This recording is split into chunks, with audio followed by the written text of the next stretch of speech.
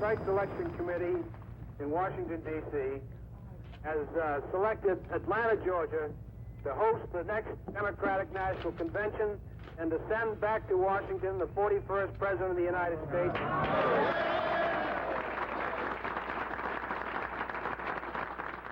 Well, Paul, thanks a lot, and tell the committee we guarantee you a successful convention, and we guarantee you that the Democrats are going to select a winner in 1988. On behalf of those people who come through our city, from the east and the west, from the north and the south, who pass by on one of the greatest highway systems anywhere in the world, we welcome all of them to our city. We welcome those who come through the world's busiest airport to stop by and see how we get along here in the city of Atlanta.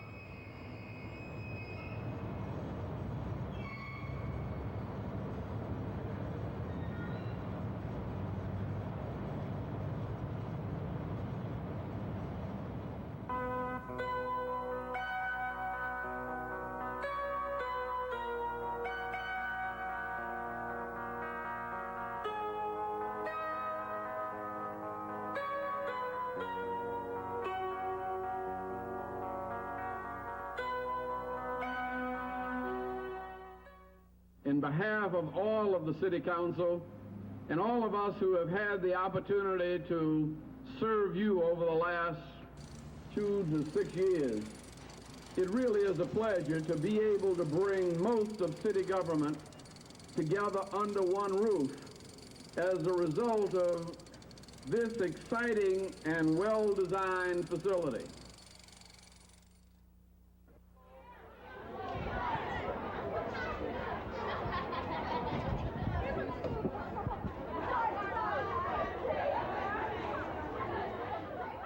And this is the Atlanta Dream Jamboree.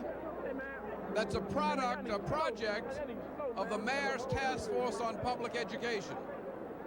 We have more than 250 job and college opportunities here in this one Civic Center Exposition Hall. It was appropriate that the Carter Presidential Center, designated as a future meeting spot for world leaders, would be used for the mayor to receive the results of his study into the city's future. A cross-section of 50 Atlanta area young people between 15 and 30 years old worked for 2 months in deciding what needs to be done to make our city one of the best in the country and in the world during the next 50 years. Kelvin is the oldest of 3 brothers and sisters and hopes to go to the Air Force Academy. But with his understanding of city government at such an early age, don't be surprised if he does more for the city than this study within the next half-century. Another panel member is 24-year-old Becky McGinnis, the Assistant News Secretary to Governor Joe Frank Harris. She's an SMU graduate in broadcast journalism and does volunteer work with the Society to Prevent Blindness, the High Museum, and Eggleston Auxiliary. She works at the Capitol, and she says one of the needs of the city is downtown revitalization. More people need to get out of their cars and get on MARTA. And, you know, they're all coming downtown, and one way to make downtown more attractive is, you know, revitalization of downtown area, more outside cafes, more activities. She's optimistic the city will listen to the suggestions of the young people because they have a lot to offer.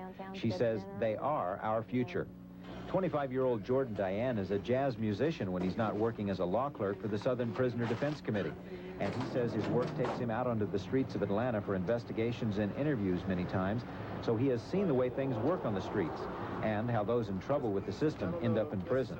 He says the city will have to change to get better, but from his unique perspective, he thinks the city can do it. I think that Atlanta, in order to be a great city of the future, has got to put down their old systems and has got to fill those old systems with new systems. And I'm hoping that we do have leaders that have the vision to fill those old systems with systems that truly represent what are supposed to be the democratic ideals that a lot of the country was founded on. 21-year-old Dominique Auguste works in an African boutique in Little Five Points and is working on an economics degree at Spelman College.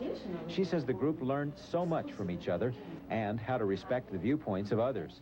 She salutes the mayor for his efforts and thinks if we can conquer racial relations, there will be no stopping this city. I think the biggest thing, and I heard one of my white colleagues say that it's so funny how I just didn't know that that's how you felt. I didn't know that there was that tension there. And I didn't know that we really need to improve the race relations in this city.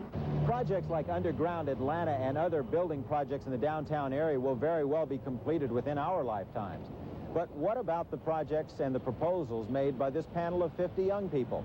Will they come to pass? They will be the ones that will be around in the next 50 years to see that they do. One of the things we're going to have to do as a society is begin to get a workforce that's technically retarded and retrain us so that we are able to go into an information era and be a part of a computer society. And whenever I begin to think that I can't do it, my wife reminds me that 4-year-olds are handling computers in the city of Atlanta, and that the computer is not something of which I have to be frightened, but even I might be able to master some of the functioning of an information society.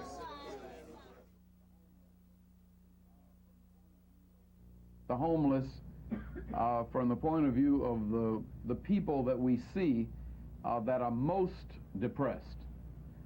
If you drop by our shelters, you realize that it's very easy to look at the homeless and say, there, but for the grace of God, go I. You move right 1, 2, you move right 3. We declare the television house is open.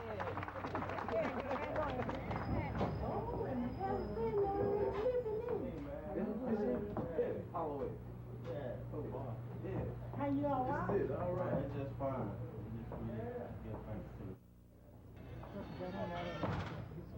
So I work with the Atlanta Housing Authority, and me and my wife, we moved in 2 weeks ago, and we have 1 7-month-old baby. He's a boy, and we really give thanks to the Lord, and we thank EOA and who all support the project that helped us to get here. And we just say again, it's a blessing to be in a house and from the shelter.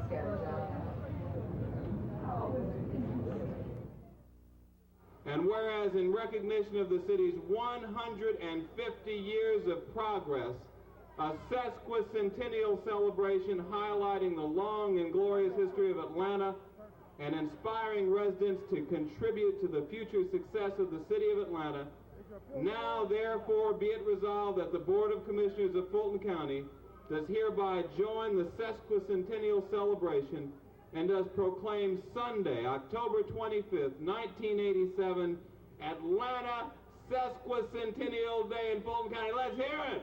All right. We have to lift this up,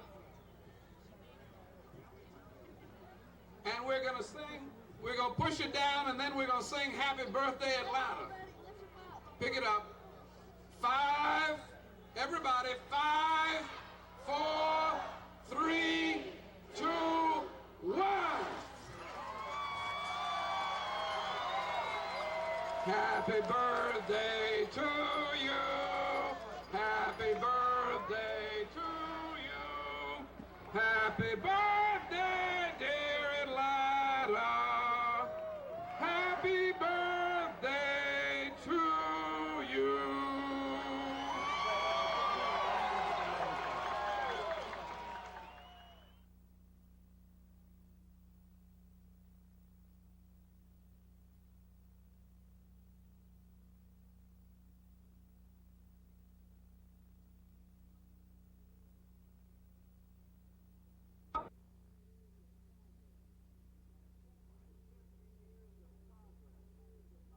50 years of progress, a sesquicentennial celebration highlighting the long and glorious history of Atlanta and inspiring residents to contribute to the future success of the city of Atlanta. Now, therefore, be it resolved that the Board of Commissioners of Fulton County does hereby join the sesquicentennial celebration.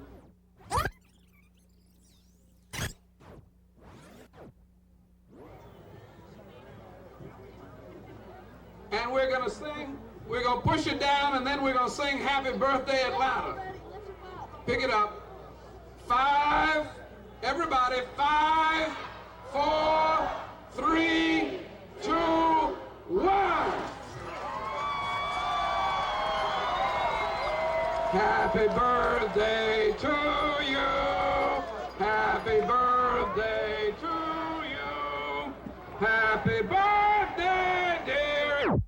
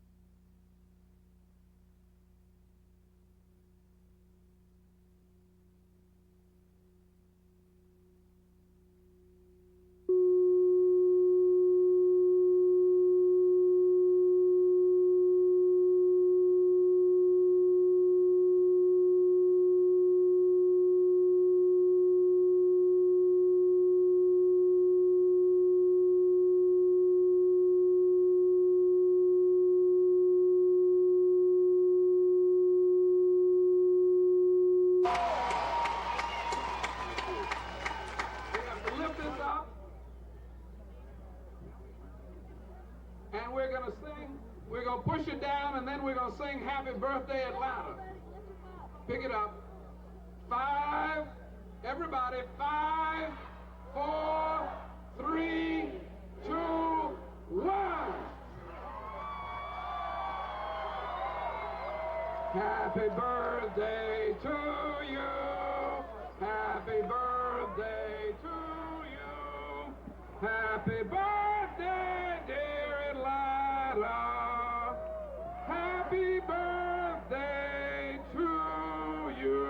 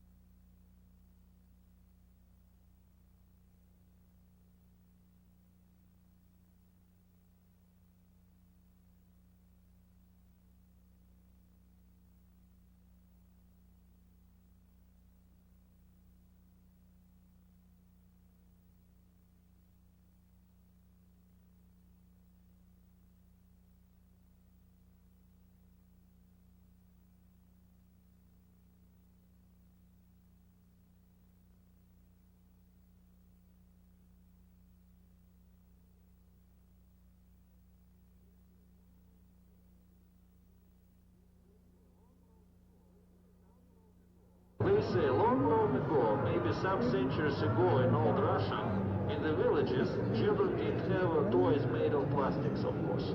And parents made dolls of wood. So they made these dolls called matryoshka for their children to play.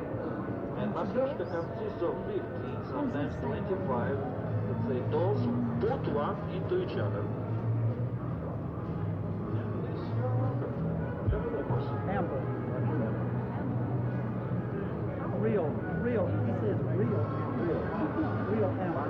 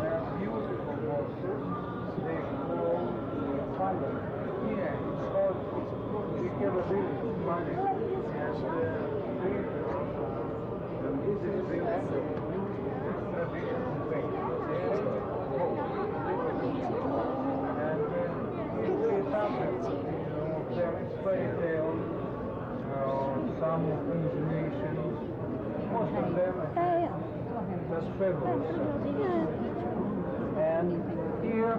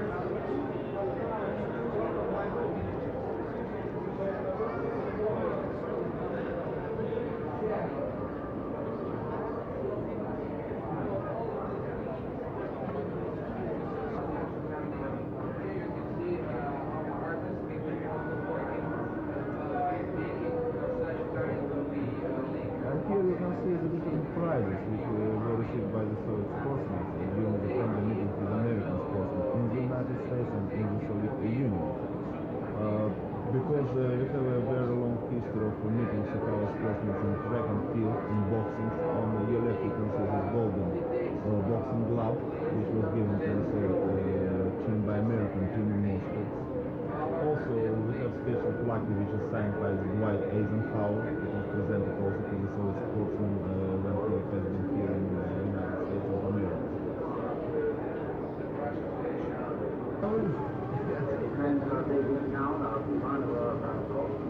And that's the Russian Starship Enterprise. still sound